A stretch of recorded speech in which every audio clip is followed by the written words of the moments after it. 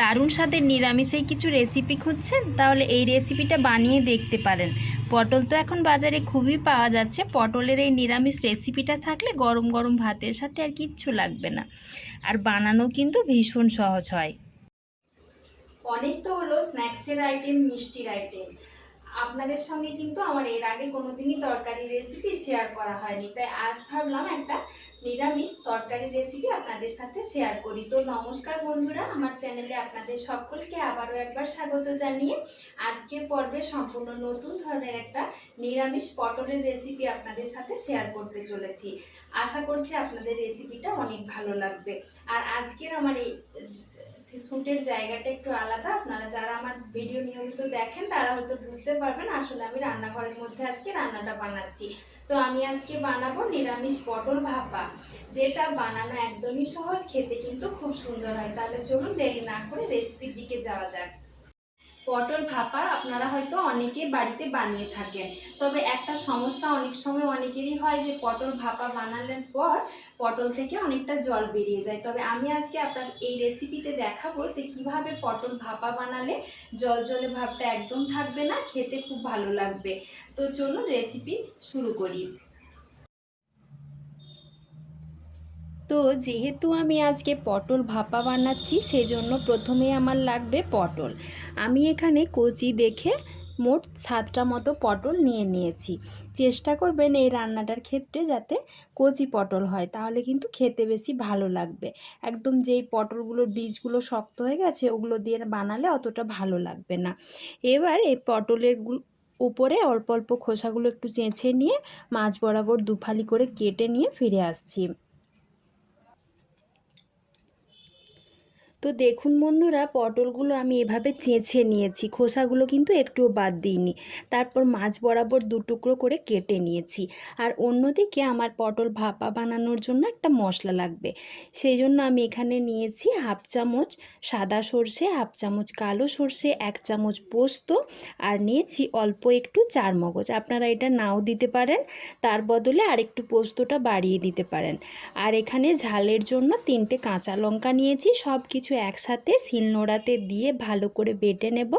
আপনারা চাইলে মিক্সিতেও বেটে নিতে পারেন।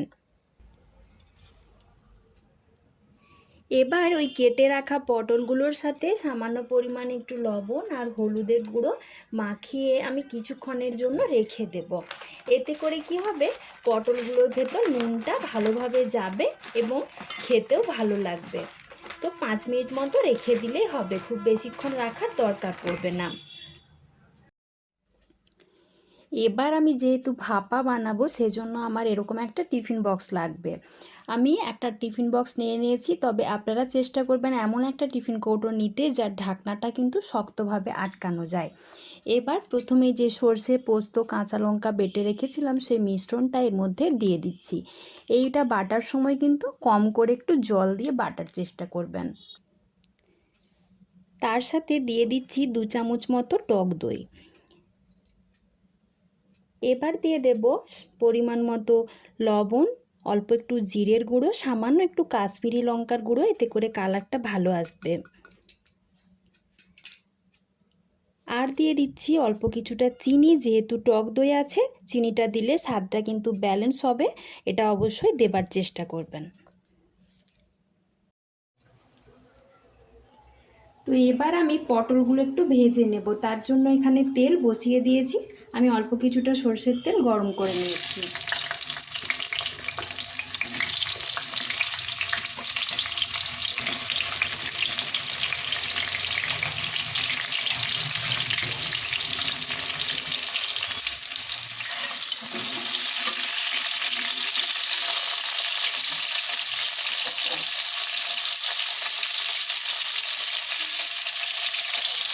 উপর থেকে একটা ঢাকা দিয়ে পটলটা হালকা করে একটু ভেজে নেব। তো দেখুন বন্ধুরা, 4-5 মিনিট মতো এভাবে পটলটা একটু ভেজে নিয়েছি। খুব বেশি ভালো করে ভেজে নেবার দরকার নেই, এই মোটামুটি 40-50% মতো পটলটা ভেজে নিলে হবে, যাতে কাঁচা ভাবটা চলে যায়। এবার আমি পটলগুলো তুলে নিচ্ছি। তো একটু আগে আমি যে টিফিন কৌটোর মধ্যে মশলাটা রেডি করছিলাম তার মধ্যে আমি দিয়ে দেব সর্ষের তেল। যে কোনো ভাপা বানাতে গেলে কিন্তু কাঁচা সর্ষের তেলটা দিলে স্বাদটা অনেকটা ভালো হয়। তো আমি এখানে 2 থেকে আড়াই চামচ মতো তেলটা দিলাম। এবার সব কিছু চামচ দিয়ে প্রথমে ভালো করে মিশিয়ে নিচ্ছি। অনেক সময় ভাপা বানাতে গেলে কিন্তু ভাপা বানানোর পর টিফিন কৌটোর মধ্যে অনেকটা জল জলে হয়ে যায়। তো আমার এই পদ্ধতি অনুসারে আপনারা যদি পটল ভাপা বানান সেই সমস্যাটা কিন্তু কখনোই হবে না। সেই জন্যই কিন্তু আমি পটলগুলো সামান্য একটু ভেজে নিয়েছি। এতে করে আর পটলের যে জল জলে ভাবটা সেটা আর কখনোই হবে না। তো এবার আমি যে পটলগুলো ভেজে রেখেছিলাম সেগুলোও এখানে দিয়ে দিচ্ছি। দিয়ে ভালো করে মশলার সাথে প্রথমে মিশিয়ে নেব।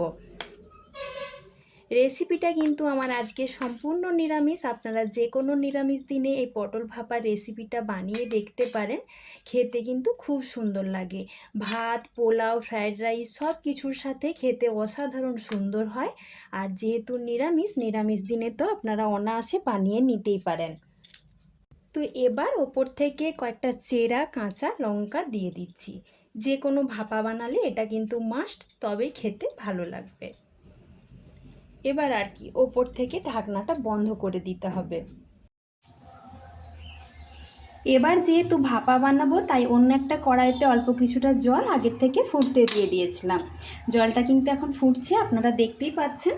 এবার সাবধানে টিফিন কৌটোটা এর মধ্যে বসিয়ে দেব আর ওপর থেকে একটা ঢাকা দিয়ে দেব।